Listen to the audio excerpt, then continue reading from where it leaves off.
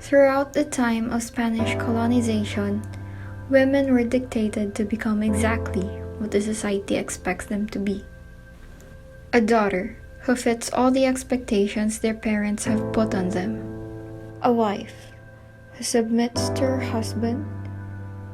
A mother who cares dearly for her child. And a woman who does not resist society's standards.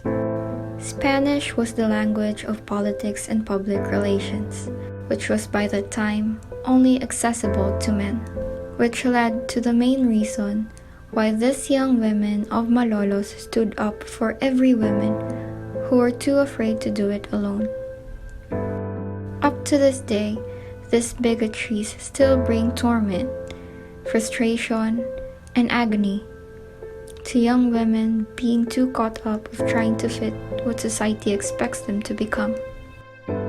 All these statements leads us to the never-ending question, what does it really mean to become a woman?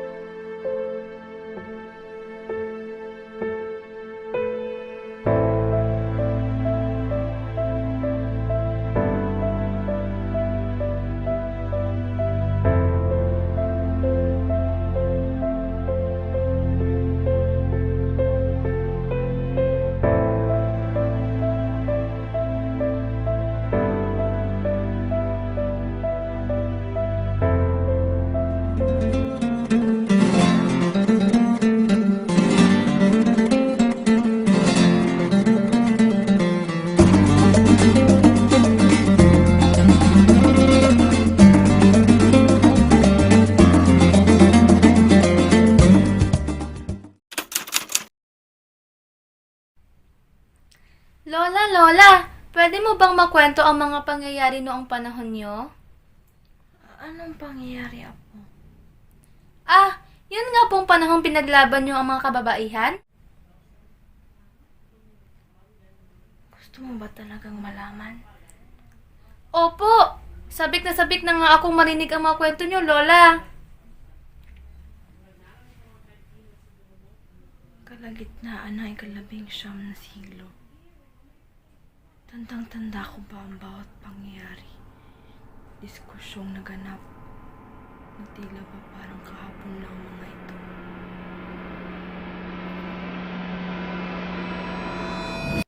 Mahina, mababa, at nararapat sa bahay. Yun ang mga katagang itinanim sa isipan ng mga tao simula nang sinakop tayo ng mga Espanyol. Lipunan na kung saan ang mga babae ay tinrato bilang isang pirasong papel na hawak-hawak ng mga kalalakihan. Mga kalalakihang nagdesisisyon na kung ang pirasong papel ba na iyon ay kapaki-pakinabang pa o gusot-gusot na. Nakakalungkot mang sabihin, subalit ang halaga ng mga babae noon na maikukumpara sa material na bagay dahil hindi ito ganun kaimportante. Sa loob ng pamumuno ng mga Espanyol, tanging mga lalaki lamang ang may karapatang mag-aral at matuto ng lengguwaheng ito. Nakapag-aral nga kami ng iba't ibang asignatura, ngunit hindi kailanman sumagi sa kanilang isipan na nararapat ring matuto ang mga kababaihan sa lengguwahe ng politika at pamamalakan. Ang mga kababaihan sa panahon ko ay hindi nalalayo sa kasalukuyan. Gaya mo, Apo, ay may pangarap rin kami. Ayun nga lang, walang naniniwala sa kakayahan ng babae sa larangan ng politika. Dahil sabi nila, ang lalaki ay tinadhanang maging haligi. At tayo naman ay sinasanay bilang isang maging mabuti at katanggap-tanggap sa lipunan na anak, ina at asawa. Gustuhin man namin, ngunit ninakawan kami ng katiting na matatawag naming amin. Boses. Boses para mailahad ang sariling saloobin. Boses na papakinggan. Tila nakakulong kami sa isang hawla na walang kalaban-laban. Lahat ng diskriminasyon, karahasan, kalapastangan, at pagmamalupit ay tiniis ng kapwa kong kababaihan. Sa kabila ng lahat ng ito, naniwala pa rin kami na darating ang araw na pakikinggan ang aming mga nais at darating ang panahon na magkakaroon ng boses ang kababaihan ng Malolos. Nanatili kaming matatag.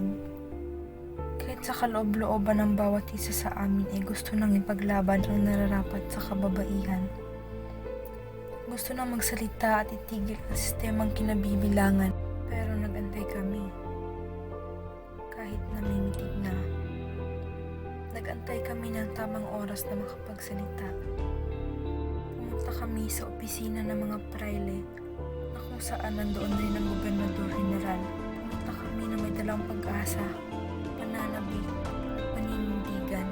Totoo, nakakatakot na magsalita lalo na't buong buhay namin ay kami naging tahimik. Subalit, hindi mababayaran ng kahit anumang takot.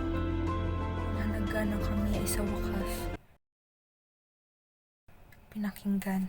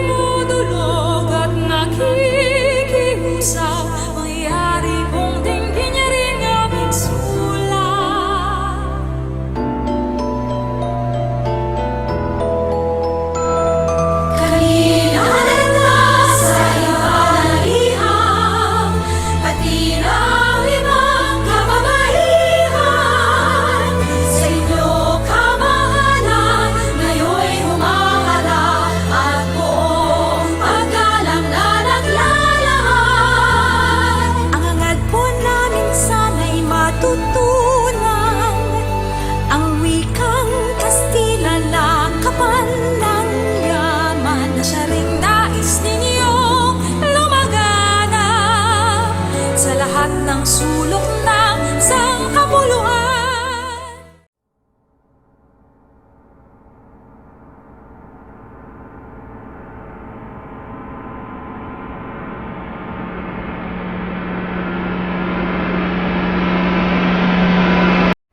Di ko man maisasabi na yun ang naging wakas ng diskriminasyon. Pero taas na akong maipagmamalaki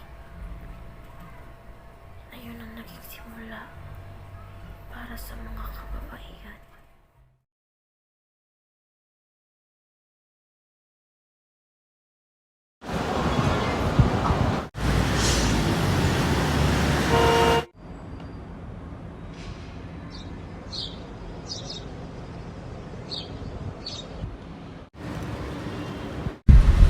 Name? Julian de Chavez. And you're currently a student? Yes. Well, have you taken up the subject, The Life and Works of Rizal? Yes, it was during second sem in my freshman year. You see, we're currently in the process of interviewing students about their sentiments and level of learning competency on the said subject. Can you still remember your lessons? Since I have recently finished taking up the course, everything's still fresh. Okay, well, how about his writing to the women of Malolos? Can you still recall it? As far as I can remember, Rizal's letter was about the roles of women to society. He addressed this to all kinds of women, including mothers, wives, the unmarried, and even to daughters, while slowly expressing everything that he wishes these young women to always keep in mind. And who informed Rizal about the reform movement of the women? It was Del Pilar, Marcelo H. Del Pilar. I see. And do you have any thoughts on the content of Rizal's letter to these young women? When I first read his letter, I realized how words can inspire people, how a single letter could provide strength to these young women. To the young women of Malolos was his writing that spoke a lot about 6 main ideas. The first one was his emphasis of the woman being rejected by the friars upon the request of having a night school. He continued on saying that not all priests during that time were right and just. Just like people who is overpowered by extreme greed, some friars that time were also imposing of what was convenient for them, while slowly forgetting that their role in society is to center God in everything they do. Now, the second one was the defense of private judgment. Or in simple terms, people should not only consult their own opinions and judgment, they should be more open of hearing the other side and look for a way that gives the best result for everyone. The third point revolves around the word upbringing, because there are qualities Filipino mothers need to possess, since Rizal is greatly concerned of the welfare of the Filipino children and the homes they grow up in. During the time of Spanish colonization, women were dictated on how to act. Rizal, on the other hand, explained. He explained that the future generation's upbringing is influenced by their mothers, and only mothers have the ability to change that patriarchal thinking. Now, the last 3 points are the duties and responsibilities of Filipino mothers to their children. The fifth one is the duties and responsibilities of a wife to her husband. And lastly, counsel to young women on their choice of a lifetime partner. Now, Rizal enumerated the qualities of Filipino mothers have to possess. The first one is to become a noble wife. The second one is to rear her children in the service of the state. And the third one is to set standards of behavior for men around her. You see, Rizal never imposed. He never forced or demanded anything from the women. He simply explained that the values of Filipino mothers, daughters, wives hold the same value as men. Not only that, but Rizal further added that there are 3 things that a young woman must look for a man when she intends to have a husband. So the first one is to look for someone who is noble and honorable. The second one, someone who has a manly heart. And lastly, a man or a husband that has a high spirit and incapable of being satisfied with engendering slaves. So when we say engendering slaves, these are men who treat women as not equals and expects them to follow everything a man wants them to do. Rizal warns women to not be with this kind of husband. He also pointed out that loving someone through appearance is not love at all. Love is different from being deceived. Love is more than what our eyes can see. Love is more than what a person's social status is. It's about choosing someone who respects, honors, and treats you as their equal.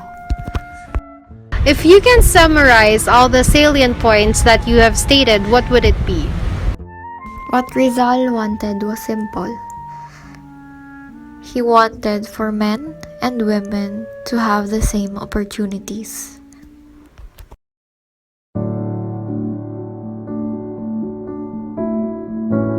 Basilio and Reyes. Ako, si Olympia Reyes.